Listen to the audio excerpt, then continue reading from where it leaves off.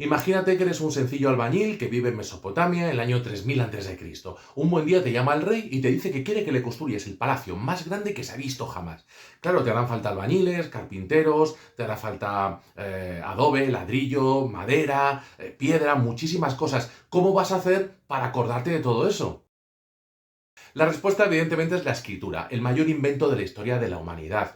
La escritura no surge para contarle poemas de amor a tu amada, ni tampoco aparece por una necesidad de contar la historia. Simplemente surge como una necesidad administrativa y comercial. Es decir, las primeras palabras que se escriben en la historia de la humanidad son albaranes y facturas. Gracias a la escritura, nuestro albañil va a poder saber cuánta madera le compra a uno, cuánta piedra le compra al otro y cuántos trabajadores tiene que pagarle el sueldo para construir su palacio. Pero claro, no es un proceso que surja de la noche a la mañana. Al principio, lo que se hacía era representar aquellas cosas que se querían comprar o vender con unas bolitas que tenían unos dibujos iniciales. Estas bolitas se metían en unas esferas de arcilla que se cerraban completamente, de manera que cuando llegaba el momento de pagar o de cerrar el acuerdo, se podía romper esa bola de arcilla y salían estas bolitas con los símbolos. Así podíamos saber pues, cuántos ladrillos te iba a comprar, cuánta piedra te había pedido, o en otros ámbitos, pues cuántas ovejas te debía por los impuestos al rey. Claro, lo de romper la bola era bastante engorroso, es como romper la hucha del cerdito para los niños.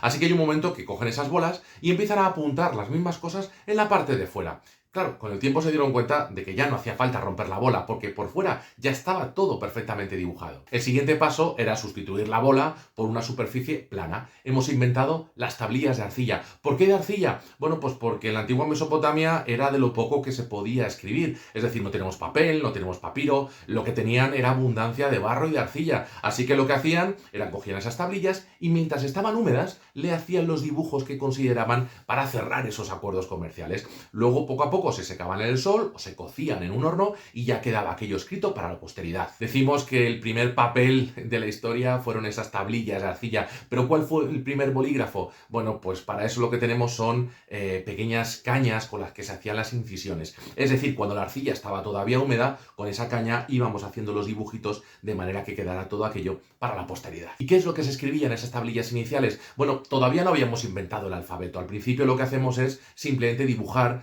simbolitos que representan claramente de lo que queremos hablar. Si queremos contratar a unos cuantos trabajadores, dibujaremos, por ejemplo, cabezas que representan a personas. Si queremos decir que hay que darles de comer, lo que haremos es representar esas cabezas, por ejemplo, con un cuenco que nos habla de que están comiendo. O, por ejemplo, si queremos utilizar el verbo caminar, la manera más evidente de hacerlo es dibujando un pie. Pero claro, dibujar con las cañas en las tablillas de arcilla era bastante complicado, sobre todo a la hora de hacer curvas. Así que los símbolos poco a poco se van esquematizando y se empiezan a componer de líneas cada vez más rectas y además se van volteando para que la escritura pudiera ser lo más horizontal posible, que era una manera mucho más cómoda de escribir. Así, por ejemplo, el símbolo de la cabeza, que representa a un hombre, evoluciona de esta manera, o el símbolo de comer.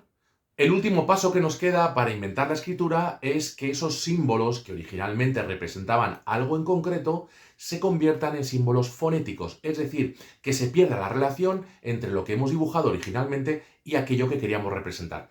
Por ejemplo, el símbolo del agua, que son dos líneas onduladas. Bastante evidente, ¿verdad? Bueno, pues poco a poco se va haciendo cada vez más esquemático y como decíamos en los anteriores símbolos, se va volteando. Hay un momento que este símbolo empieza a representar la letra A, que para los sumerios era la preposición en. Así que, por tanto, si yo quiero decir que estoy en Uruk, lo que haría es utilizar el símbolo del agua para representar esa preposición en.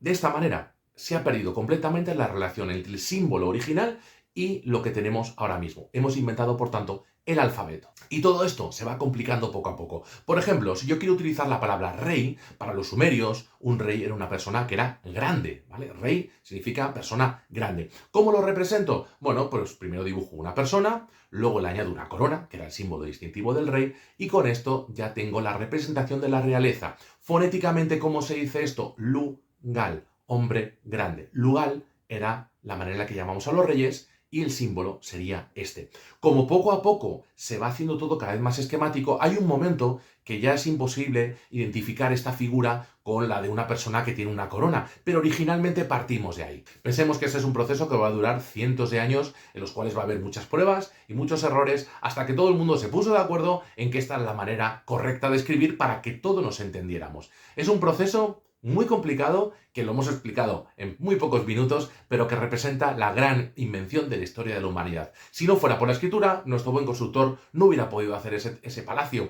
tampoco se hubieran podido hacer templos, ni se hubieran podido recaudar impuestos, ni organizar grandes ejércitos. Si la escritura, esa capacidad organizativa que tenemos los seres humanos, hubiera sido imposible.